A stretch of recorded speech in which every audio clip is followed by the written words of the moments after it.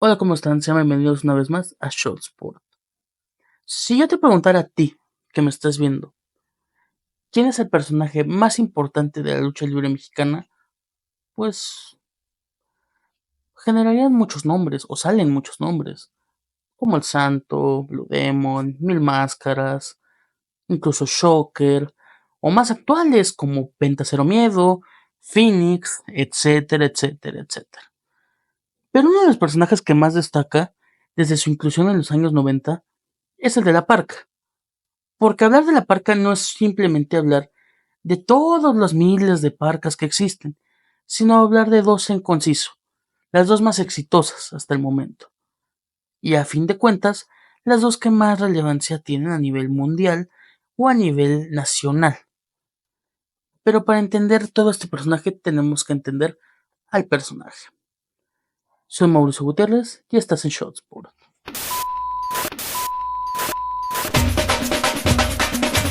Hablar del personaje de la parca es hablar de una de las principales creaciones que tiene Antonio Peña al crear la AAA. Un personaje que va a emanar a la muerte misma. Pero no estamos hablando de la muerte mala. En sí siempre han existido personajes terroríficos en toda estipulación, en toda empresa de lucha libre. En el caso de aquí en México podremos ver al vampiro canadiense, a la secta del cibernético, o en otros países como por ejemplo la WWE, existe el Boogeyman o el mismo Undertaker. Y quizás es el mejor ejemplo a dar de esto. ¿Por qué? Porque es alguien que representa la muerte religiosa, por así decirlo. Algo que dicen que es lo peor que te puede pasar. En cambio, Antonio Peña decide crear un personaje más arraigado a lo que son los catrines o a lo que es la cultura mexicana del Día de Muertos. Un personaje mucho más alegre, juguetón, que hace trampa, que se pone a hacer como una guitarra como una silla. Entonces es un personaje mucho más carismático que el del mismo Undertaker, que no se va a acercar al público por el miedo, sino que se va a acercar al público por su alegría. Y es como así como generó un personaje muy atractivo para el público mexicano y para el público estadounidense. Si tú no has visto el video que tengo aquí hablando del Worlds Collide original, verán que ese día, este evento, causó muchas cosas a favor y en contra. A favor, la AAA se dio a conocer a nivel mundial, o mínimo a nivel estadounidense, al presentar un evento muy bueno con apoyo de la WCW. Lo malo fue que básicamente Antonio Peña le fue a enseñar todo lo que le podían robar. Y dicho y hecho, cuando empezó a fallar la economía aquí en México, muchos de los luchadores mexicanos se fueron a Estados Unidos a buscar mejores oportunidades económicas. Uno de ellos, Alfonso Tapia, quien fuera el primer encargado de tener el personaje de la Parca, o la Parca original, la auténtica Parca. Pero ¿quién es la auténtica Parca? Bueno, la auténtica Parca o la original, la que es hecha por Adolfo Tapia, es básicamente este ente de la lucha libre mexicana recordado por momentos como este. ¡Lleguen a su madre todo! O como este. El paso de Elia Park en la WCW es muy bueno. Termina siendo un luchador que termina con el gusto del gringo de, pues es un personaje muy caricaturesco, muy parecido a lo que hacía Eddie Guerrero. Hace trampa, llega bailando, es un personaje muy alegre a pesar de que representa la muerte. Pero teniendo eso en cuenta y que el personaje empieza a tener ese grado de dificultad en Estados Unidos, de poco en poco se va ganando el éxito de estar en las principales historias y demás de WCW, en cuanto a la WCW se empieza a ir de poco a poco abajo. Él tuvo las mismas dificultades que muchos luchadores mexicanos, e incluso en un momento todos se llegaron a aliar para fundar la LWO, pero a él le fue relativamente bien. Nunca perdió su máscara en territorio gringo, le fue bien con el público, fue parte de la racha de Goldberg.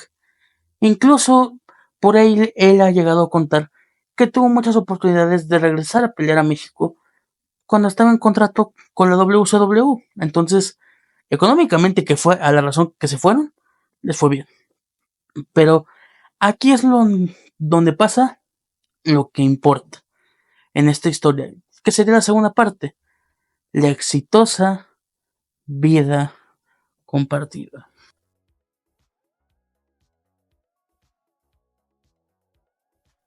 ¿O será acaso la exitosa vida prestada? Ya que con la partida de Alfonso Tapia del territorio mexicano, pues bueno, sabemos qué fue lo que pasó. Antonio Peña decide darle el personaje que ya estaba teniendo éxito a alguien más. Y ese alguien más es quien conocimos como La Parca durante los años 90, 2000 y fue la cara más importante, al menos de los face, de los técnicos de la AAA, que sería Jesús Alfonso Escobosa Huerta, la Parca que conocimos durante todos estos años. La Parca, a contradicción de su contraparte, sería face, sería alguien mucho más amigable al público y también tenía este pegue de llegar bailando y de ser el ídolo de todos los niños.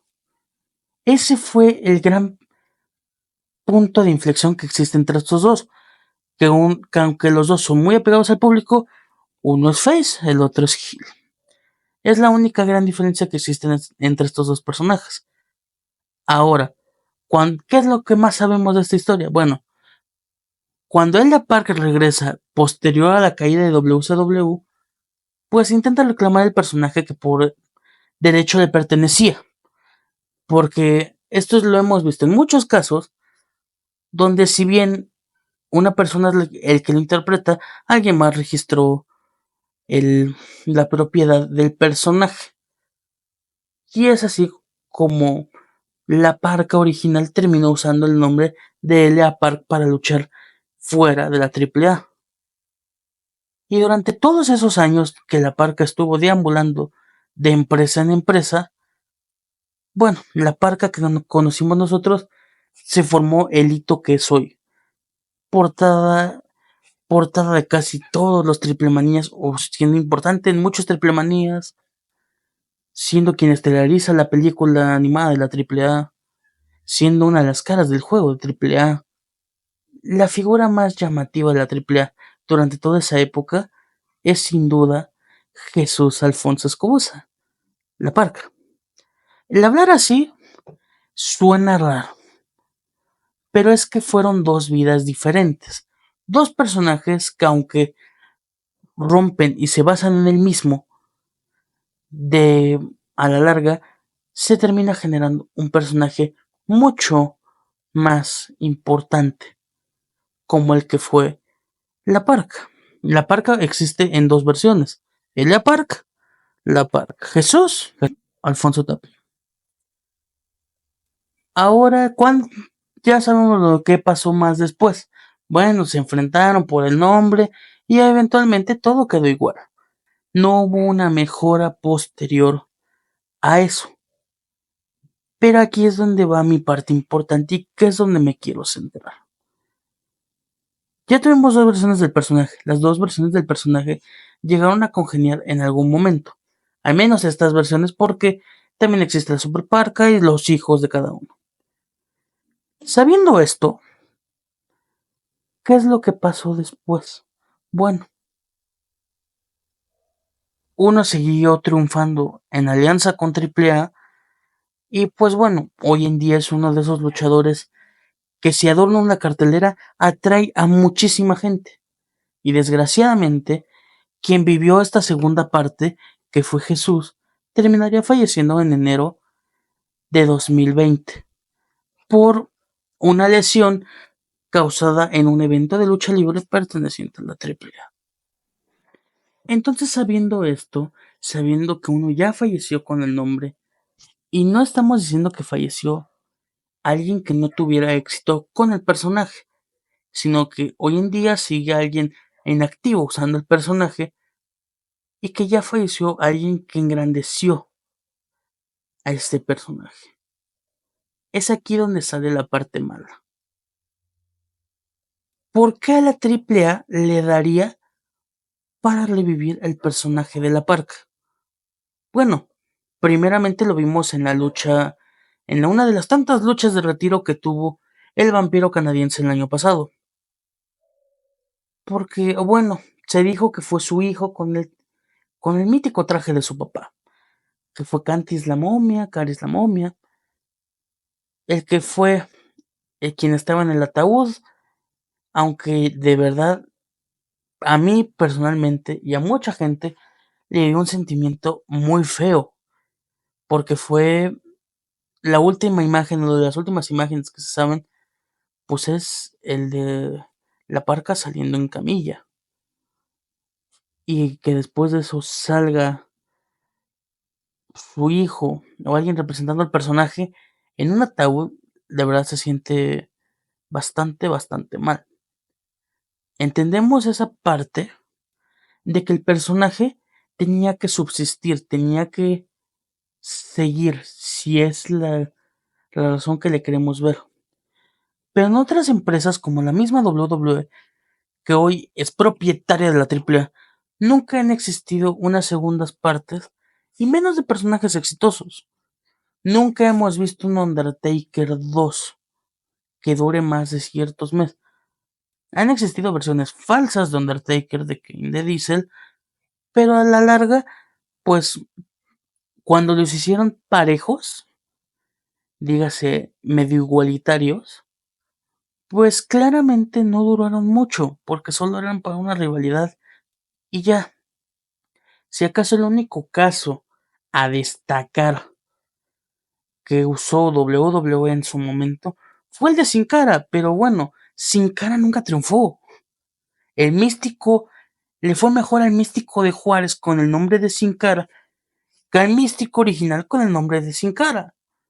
Entonces no estamos hablando, o como el caso de Penta, que antes de él todo aquel que había tenido el nombre de Penta le había ido mal, tenía problemas, etcétera. Hasta que Penta Cero Miedo le dio esta misticidad, ese buen personaje. Yo creo que hoy en día no podría existir un Penta más, porque ya todo el mundo asociamos a Penta con el Penta Cero Miedo. A pesar de que puedan existir 1000 octagones, 1500 vampiros, nunca va a haber quien los reemplace a los originales. Y es ahí donde está mal. Porque para empezar, no estamos hablando de un personaje que te renunció, que se fue en malos términos contigo, como fue el caso de Lea Park, sino que aquí fue todavía peor, murió en una de tus funciones. Ya estaba en una edad, pues no tan avanzada, pero sí medio avanzada en comparación para seguir luchando. No estamos diciendo que tuviera 50, 70 años, como muchos sí lo siguen haciendo, sino que por muchas de sus lesiones ya le costaba trabajo luchar y esos lo han visto en cualquiera que puedas ver, en cualquier entrevista que se hable de él, sabes que él ya venía lesionado, ya venía mal, incluso la misma él aparte lo ha dicho, que llegó a luchar con él pocos días antes de que pasara esto, pero se desgraciadamente terminó bastante mal. Si ya sabemos esto, el luchador murió en tu ring, murió a lo mejor por culpa tuya. No creo que sea prudente, no creo que la gente quiera ver uno más. No creo que el público diga esté listo. No, no es que estemos listos. Simplemente la Parca murió ese día, ese 11 de enero de 2020. Murió Jesús y murió el personaje de la Parca.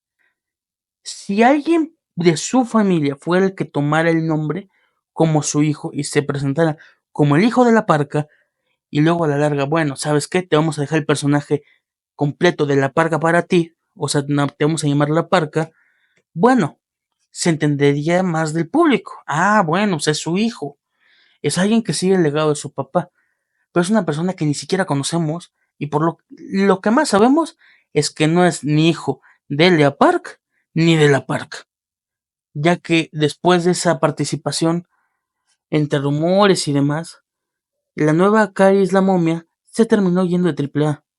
Entonces, ¿por qué seguir con el personaje cuando ya viste que no es bueno? Ahorita están probando con esta unión con WWE y ay, quieren tener al personaje. Yo creo que la gente pagaría más por ver que traigas a Lelia Park original una noche en Worlds Collide que en ver a esta Park, que ni siquiera es la misma que vieron en TNA, ni la misma que todos esos años se vio en AAA, ni siquiera la misma de WCW a esas alturas. Entonces, ¿tú qué opinas? ¿Crees que el nombre sí le pese? Porque yo creo que sí le va a pesar. Y lo más importante, ¿tú crees que tenga éxito? Yo con todo lo que te platiqué en el video, claramente no. ¿Por qué no puede triunfar?